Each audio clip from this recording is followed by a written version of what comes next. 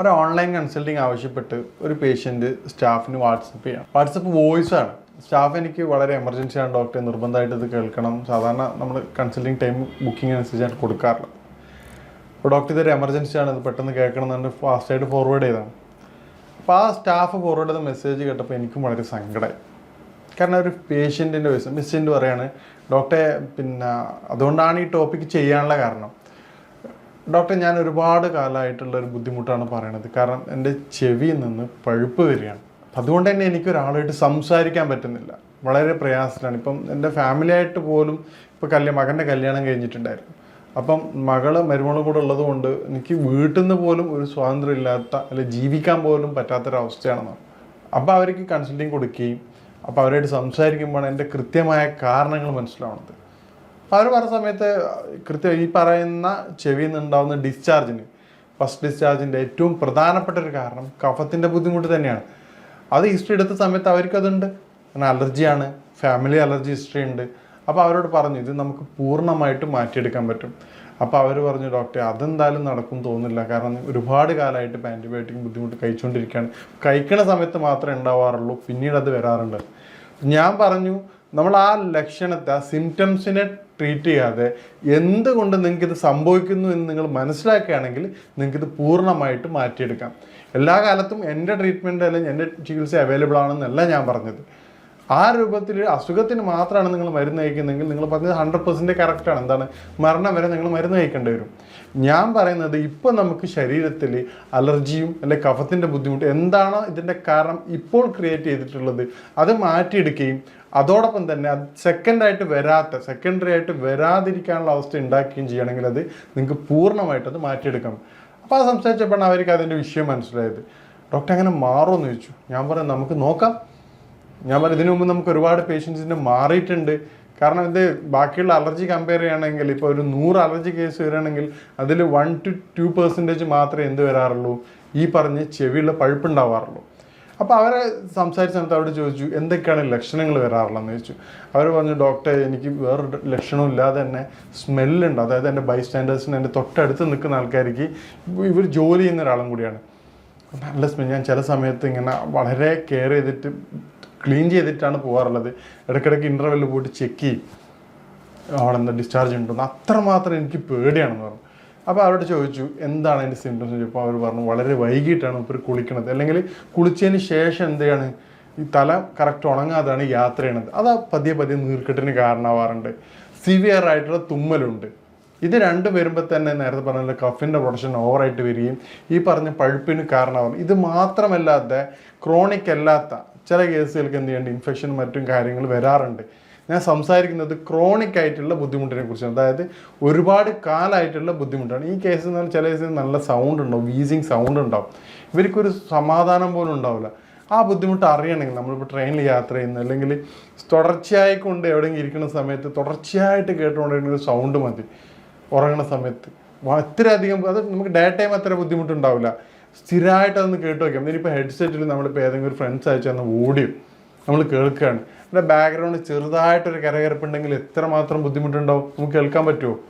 ഒരു 1 hour voice ആണെങ്കിൽ ഇതേ അവസ്ഥയാണ് ഇവർ അനുഭവിക്കുന്നത്. ഇവർക്ക് സംസാരം കേൾക്കുന്ന സമയത്ത് തന്നെ ബുദ്ധിമുട്ടാണ്. തൊട്ടടുത്തുനിന്ന് സംസാരിക്കുമ്പോഴും 1, 2, 3 ആൾക്കാർ സംസാരിക്കുന്ന ഫീലിംഗ് വരികയാണ്. ഒരു ഹെവിനെസ് ഫീൽ ചെയ്യാണ്. അതോടൊപ്പം തന്നെ ഈ പറഞ്ഞ ബുദ്ധിമുട്ടുകൾ, മറ്റുള്ളവർ സ്മെല്ല് മണക്കുമോ എന്നുള്ളൊരു ഭയവും കൂടെ. അപ്പം ഇതിന് ഏറ്റവും പ്രധാനപ്പെട്ട കാര്യം നമ്മൾ ഇതിൻ്റെ കാരണമായിട്ടുള്ള വിഷയങ്ങൾ ഗൗരവമായിട്ട് എടുക്കുക എന്നുള്ളതാണ്. ഏറ്റവും പ്രധാനം കഫിൻ്റെ പ്രൊഡക്ഷൻ എന്നുള്ളതാണ്. ഈ ഒരു അസുഖം സ്റ്റാർട്ടിങ് ബാക്കിയുള്ള സിംറ്റംസ്, ഉദാഹരണത്തിന് ബാക്കിയുള്ള അസുഖങ്ങൾ വരുന്ന പോലെ തന്നെ അലർജിയുടെ ബുദ്ധിമുട്ടോ അല്ലെങ്കിൽ കഫത്തിൻ്റെ ബുദ്ധിമുട്ടോ ചെറുതായിട്ട് സ്റ്റാർട്ട് ചെയ്യുമ്പോൾ തന്നെ ചുമയോ കാര്യങ്ങളാണെങ്കിൽ പോലും പൂർണ്ണമായിട്ടും അത് മാറ്റിയെടുക്കുക എന്നുള്ളതാണ്. അത് നിങ്ങൾ ക്രോണിക് ആവാൻ വേണ്ടി വെയിറ്റ് ചെയ്യുകയാണെങ്കിൽ, അല്ലെങ്കിൽ അത് കെയർലെസ് ആയിട്ട് ഒഴിവാക്കുകയാണെങ്കിൽ ഇതിൻ്റെ സിവിയാരിറ്റിയും ഇതിൻ്റെ ബുദ്ധിമുട്ടും കൂടി വരും. അതാണ് പറഞ്ഞത്. അതിൽ ഏറ്റവും പ്രധാനമായിട്ട് ഫസ്റ്റ് സിംറ്റം വരുമ്പോൾ തന്നെ ട്രീറ്റ് ചെയ്ത് കഴിഞ്ഞാൽ ഈ ഒരു കോംപ്ലിക്കേഷനിൽ അത് പോവാതെ നമുക്ക് ട്രീറ്റ് ചെയ്യാൻ പറ്റും. പിന്നെ ലൈഫ് സ്റ്റൈൽ കംപ്ലീറ്റ് ചേഞ്ച് ചെയ്യണം. ഉദാഹരണത്തിന് നേരത്തെ പറഞ്ഞാൽ കുളിക്കുകയാണെങ്കിൽ ഒരു 11 മിനിറ്റ് മുമ്പായിട്ട് കുളിക്കുക. അതുപോലെ കൃത്യമായിട്ട് തല പൂർണ്ണമായിട്ട് തോത്തി എന്നുള്ള ഉറപ്പ് വരുത്തേണ്ടതാണ്. അതുപോലെ വൈകുന്നേരങ്ങളിൽ എണ്ണ ഉപയോഗിച്ചുള്ള കുളി പൂർണ്ണമായിട്ട് ഒഴിവാക്കുക. ജോലിയൊക്കെ കഴിഞ്ഞിട്ടാണെങ്കിൽ ശരീരം മേല് മാത്രം കഴുകുന്ന രൂപത്തിലേക്ക് മാറുക. അതോടൊപ്പം തന്നെ രാത്രി ഉറങ്ങുന്ന രീതി, ഫാൻ്റെ നേരെ ചോട്ടിലേക്ക് കിടക്കുന്നതാണെങ്കിൽ തല ഫാൻ്റെ ചോട്ടിൽ നിന്ന് മാറ്റിയിട്ട് ഓപ്പോസിറ്റ് ഡയറക്ഷനിൽ കിടക്കുക. അതുപോലെ എ സിയുടെ വിൻഡോയുടെ നേരെ താഴെയാണ് കിടക്കണമെങ്കിൽ അതും പോസിറ്റീവ് മാറ്റുക. ഈ 2 കാര്യങ്ങൾ ചെയ്യുന്നതോടെ നമുക്ക് കഫിൻ്റെ പ്രൊഡക്ഷൻ രാവിലെ വരെയുള്ള ബുദ്ധിമുട്ട് കുറയ്ക്കും. അതോടൊപ്പം തന്നെ പ്രധാനപ്പെട്ടതാണ് ഭക്ഷണ രീതി. ഭക്ഷണ രീതി നമ്മളിതിൻ്റെ അവസാനം വരുന്നുണ്ട്. ഭക്ഷണത്തിൽ ഏറ്റവും പ്രധാനപ്പെട്ടത് ശരീരത്തിൽ കഫം കൂടാൻ സഹായിച്ചിട്ടുള്ള ഏറ്റവും പാലുൽപ്പന്നങ്ങൾ. ഇപ്പോൾ പ്രായമുള്ള ആൾക്കാരാണ്, കുട്ടികളാണ് ഏറ്റവും കൂടുതൽ ഇത് കണ്ടുവരുന്നത് കഫത്തിൻ്റെ. എന്തുകൊണ്ടാണ്? അവർ കൃത്യമായ രൂപത്തിൽ നമ്മൾ പാല് കൂടുതലായിട്ട് ഉപയോഗിക്കുന്നുണ്ട്.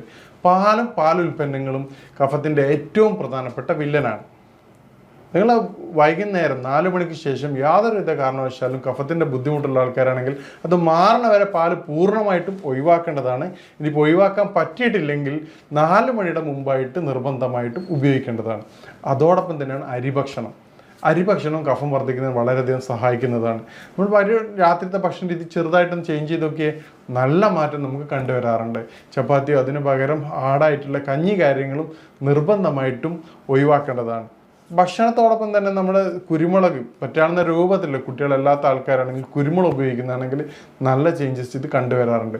അതോടൊപ്പം തന്നെ കഫത്തിൻ്റെ ബുദ്ധിമുട്ട് കുറക്കാൻ സഹായിക്കുന്ന അത്തിപ്പഴം ദിവസം നിങ്ങൾ വൈകിട്ടും രാവിലെ ആയിട്ട് ഒരു 3 എണ്ണം വെച്ച് കഴിക്കുന്നതാണെങ്കിൽ കഫത്തിൻ്റെ പ്രൊഡക്ഷൻ പൂർണ്ണമായിട്ടും കൺട്രോൾ ചെയ്യുന്നതായിട്ട് കണ്ടുവരാറുണ്ട്.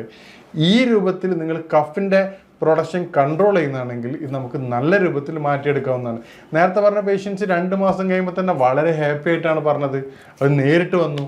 അത് ഓൺലൈനായിട്ടായിരുന്നു കൺസൾട്ടിങ് എടുത്തിരുന്നത്. പിന്നെ നേരിട്ട് വന്നിട്ട് ഡോക്ടർ നേരിട്ട് വരാനുള്ള കാരണം ഞാൻ അനുഭവിക്കുന്ന ഇത്രയും മാരകമായൊരു ബുദ്ധിമുട്ട് അത് മാറ്റി തന്നല്ല. കാരണം എനിക്ക് ആരോടും പറയാൻ പറ്റാത്ത, എൻ്റെ ഹസ്ബൻഡിനോട് പോലും പറയാൻ പറ്റാത്ത, എൻ്റെ കോവർക്കേഴ്സിനിടയിൽ അത്ര കാലം ഞാൻ ഇങ്ങനെ പ്രഷറായിട്ട് നിന്ന കാര്യം മാറ്റി ഇപ്പം എനിക്ക് സമാധാനത്തോടെ ജീവിക്കാൻ പറ്റും. അതുകൊണ്ടാണ് ഡോക്ടർ നേരിട്ട് കാണാൻ വരുന്നത്. അപ്പോൾ അതിന് ശേഷം ഒരു 3 മന്ത്സും കൂടി എടുത്തു. അപ്പോൾ ടോട്ടൽ 6 മന്ത്സ് കൂടി തന്നെ അവരുടെ ട്രീറ്റ്മെൻറ്റ് എന്ത് ചെയ്തിട്ടുണ്ട്, കംപ്ലീറ്റ് മാറിയിട്ടുണ്ട്. പിന്നീട് ഞാൻ അവരോട് പറഞ്ഞിട്ടുണ്ട്, ഇപ്പോൾ ജസ്റ്റ് ഒരു ലോക്കൽ ആപ്ലിക്കേഷൻ ആയിട്ടുള്ള ഒരു ഓയിൽ മാത്രമേ ഉപയോഗിക്കുന്നുള്ളൂ. കാരണം എന്താണ്, നീർക്കെട്ട് വരാതിരിക്കാനുള്ളത്. അവരത് കുറച്ചും കൂടി കോംപ്ലിക്കേറ്റിലേക്ക് പോവുമായിരുന്നു. ഡോക്ടർ ഇയർ ലോസിങ് പറഞ്ഞിരുന്നു.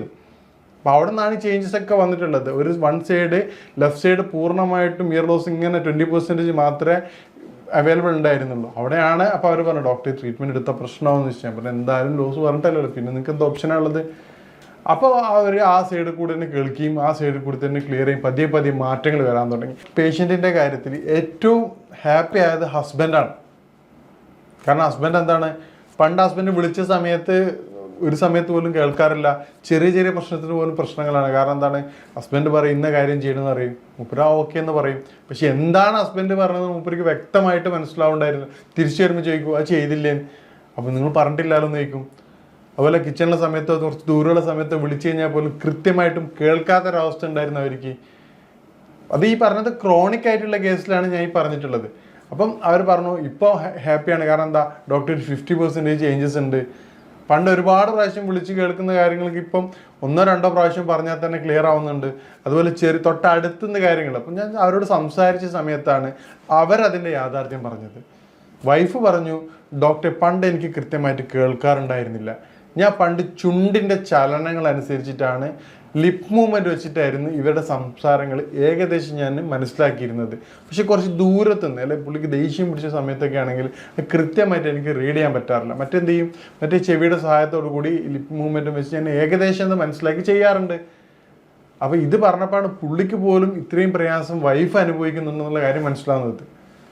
അപ്പോൾ ഇപ്പോൾ ആ 2 പേരും ഹാപ്പിയാണ്. കാരണം എന്താണ്, അവർ 2 പേരും ലൈഫിൽ ഒരുപാട് ചേഞ്ചസ് വരുത്തിയിട്ടുണ്ട്. അപ്പോൾ അവർ പറഞ്ഞ വേറൊരു കാര്യമാണ്, ഡോക്ടർ നമ്മൾ സർജറി പറഞ്ഞിരുന്നു. അപ്പോൾ നമ്മൾ ഫാമിലി തന്നെ സർജറി ചെയ്ത ആൾക്കാർ, ഇപ്പം ഡോക്ടർ സർജറി പറഞ്ഞിട്ട് ചെയ്ത ആൾക്കാർക്ക് പോലും മാറ്റം വന്നിട്ടില്ല, വീണ്ടും ഈ ബുദ്ധിമുട്ട് വന്നിട്ടുണ്ടെന്നാണ്. അപ്പോൾ ഞാൻ പറഞ്ഞത് ഇതിൻ്റെ സർജറി ഇതിൻ്റെ പെർമനൻറ്റ് സൊല്യൂഷൻ അല്ല. ഞാൻ നേരത്തെ പറഞ്ഞതുപോലെ എന്താണോ അതിൻ്റെ കാരണമെന്ന് നിങ്ങൾ മനസ്സിലാക്കാത്തടത്തോളം കാലം ഈ അസുഖം പൂർണ്ണമായിട്ടും മാറില്ല. കാരണം എന്താ, എന്തുകൊണ്ടാണ് ഇത് സംഭവിച്ചത്, സർജറി ചെയ്തിട്ടും അതേ കാരണം കൊണ്ട് വീണ്ടും വരികയാണെങ്കിൽ അതേ ഇഷ്യൂ പിന്നെയും ക്രിയേറ്റ് ചെയ്യുമല്ലോ. ഉദാഹരണത്തിന് പഞ്ചറടച്ച് ഒരു റോട്ടിൽ കൂടെ മുള്ളു കൂടുതലും അല്ല ആണി കൂടുതലുള്ള റോട്ടിൽ വരികയാണെങ്കിൽ അവിടുന്ന് പഞ്ചറായി കഴിഞ്ഞാൽ വീണ്ടും പഞ്ചറടച്ച് അതേ റൂട്ടിൽ പോകുമ്പോൾ ഇതേ പ്രശ്നം തന്നെ സംഭവിക്കാമല്ലോ. ഒരു പ്രാവശ്യം ചെയ്ത് എന്നുള്ളത് എന്തല്ല, അത് വരാതിരിക്കാനുള്ള കാരണമല്ല. മറിച്ച് ചെയ്യേണ്ട എന്താണോ, ഒന്നില്ല റൂട്ട് ചേഞ്ച് ചെയ്യുക, അല്ലെങ്കിൽ അത്രയും കെയർ ചെയ്തുകൊണ്ട് മാത്രം പോവുക. അപ്പം ഇത്തരത്തിൽ മനസ്സിലാക്കുമ്പോഴാണ് അവർക്കും അതിൻ്റെ ഗൗരവം മനസ്സിലായത്. അപ്പം ഇത് ഈ രൂപത്തിൽ നമ്മൾ നോക്കുകയാണെങ്കിൽ നമുക്ക് വളരെ എളുപ്പം തന്നെ അത് പൂർണ്ണമായിട്ട് ഇത് മാറ്റിയെടുക്കാവുന്നതാണ്. അപ്പം ഇത് തുടർച്ചയായി കൊണ്ടുള്ള കഫത്തിൻ്റെ ബുദ്ധിമുട്ടുകൾ ശരീരത്തിൽ നിന്ന് കുറക്കുന്നതിനുള്ള ഏറ്റവും ഫലപ്രദമായിട്ടുള്ള 2 കാര്യങ്ങൾ നിർദ്ദേശിക്കാം. പ്രത്യേകം ശ്രദ്ധിക്കേണ്ട കാര്യം, ഇത് കുറച്ച് വർഷങ്ങളായിട്ടുള്ള ആൾക്കാർ നിർബന്ധമായിട്ടും ഒരു ഡോക്ടറുടെ നിർദ്ദേശപ്രകാരം മാത്രമേ ചികിത്സ തേടാൻ പാടുള്ളൂ. ഞാൻ പറഞ്ഞത് ഈ അടുത്ത കാലത്തായിട്ടുള്ള ക്രോണിക് അല്ലാത്ത ടൈപ്പിൻ്റെ ബുദ്ധിമുട്ടിനാണ്, കഫത്തിൻ്റെ പ്രയാസമാണ് ഞാൻ പറയണത്. മറ്റേത് വ്യത്യസ്തമായ കാരണങ്ങളാവാം, അത് ഇൻറ്റേർണൽ ഇൻഫെക്ഷൻ ഉണ്ടാക്കാം, അത് ഒരുപാട് കാരണങ്ങളിലേക്ക് പോകും. ഇപ്പോൾ അലർജി ആണെങ്കിൽ അലർജി കൂടിക്കഴിഞ്ഞാൽ അലർജിക്ക് ആസ്മ എന്നുള്ള ശ്വാസമുട്ടലേക്ക് മാറാറുണ്ട്. അത് വളരെ കോമൺ ആയിട്ട് കണ്ടുവരാറുണ്ട്. അപ്പോൾ ഈ രൂപത്തിൽ കഫത്തിൻ്റെ പ്രയാസങ്ങൾ കൂടുതലുള്ള ആൾക്കാർക്ക് നമുക്ക് ചെയ്യാൻ പറ്റുന്ന ഏറ്റവും എളുപ്പമായിട്ടുള്ള കാര്യമാണ് ഒരു 1/4 ടീസ്പൂണ് ചുക്കും അതോടൊപ്പം തന്നെ 1/4 ടീസ്പൂണ് ഇരട്ടി മധുരവും, ഇത് രണ്ടും മിക്സ് ചെയ്ത് 1 ടീസ്പൂണിൽ തേനിൽ കഴിക്കുകയാണെങ്കിൽ വളരെയധികം ഫലപ്രദമായിട്ട് കണ്ടുവരാറുണ്ട്. ഈ രൂപത്തിൽ നിങ്ങൾ നോക്കിയും അതോടൊപ്പം തന്നെ ലൈഫ് സ്റ്റൈൽ നേരത്തെ പറഞ്ഞതുപോലെ ചേഞ്ചസ് വരുത്തുകയും ചെയ്യണമെങ്കിൽ പ്രത്യേകം ശ്രദ്ധിക്കേണ്ട കാര്യം നിങ്ങളുടെ കുളിയുടെ കാര്യമാണ്. 11 മണിക്ക് ശേഷം തല കൃത്യമായിട്ട് കുളിക്കാതെ മേല് മാത്രം കഴിക്കുക. ചില പേഷ്യൻസ് ഡോക്ടറെ 11 മണിക്ക് ശേഷമല്ലേ ഡോക്ടർ ജോലി ഉണ്ടാവുമ്പോൾ എന്താ ചെയ്യുക, മേല് മാത്രം കഴിക്കുക, ശരീരം മാത്രം കഴുകുക. പണ്ട് കാലങ്ങളിലൊന്നും നമ്മുടെ ഡോക്ടേഴ്സ്, ENT ഡോക്ടേഴ്സ് ഒന്നും കുളിയുടെ കാര്യം എവിടെയും മെൻഷൻ ചെയ്യാറില്ല. കാരണം എന്താണ്, ഒരു ആസ്പിറ അനുസരിച്ചിട്ട് ഒരു ഇൻഫെക്ഷൻ മാത്രമാണ്. പക്ഷെ ഇന്ന് നമുക്ക് തന്നെ അനുഭവം ഉണ്ടാവും. ഡോക്ടർ എന്ന് പറയും നിങ്ങൾ കുളി പ്രത്യേകം ശ്രദ്ധിക്കണം, എണ്ണ ഉപയോഗിക്കുമ്പോൾ ഇന്ന കാര്യം ശ്രദ്ധിക്കണം. അപ്പോൾ അതുകൊണ്ടാണ് അതിൻ്റെ ഇമ്പോർട്ടൻസ് ഇന്ന് വന്നതുകൊണ്ടാണത്. നമ്മളതിൻ്റെ കാരണങ്ങൾ കൃത്യമായി മനസ്സിലാക്കിയിട്ടില്ലെങ്കിൽ അത് പൂർണ്ണമായിട്ടും മാറ്റിയെടുക്കാൻ സാധിക്കില്ല. കാരണം നിങ്ങൾ ട്രീറ്റ്മെൻറ്റ് തുറന്നുകൊണ്ടേയിരിക്കണം. ഇനി ഇതുമായിട്ട് ബന്ധപ്പെട്ട നിങ്ങൾ സംശയങ്ങൾക്കും കാര്യങ്ങൾക്കും ട്രീറ്റ്മെൻറ്റിന് വേണ്ടി ബന്ധപ്പെടാവുന്നതാണ്. ഇനി മറ്റൊരു വിഷയവുമായിട്ട് കാണാം. നന്ദി.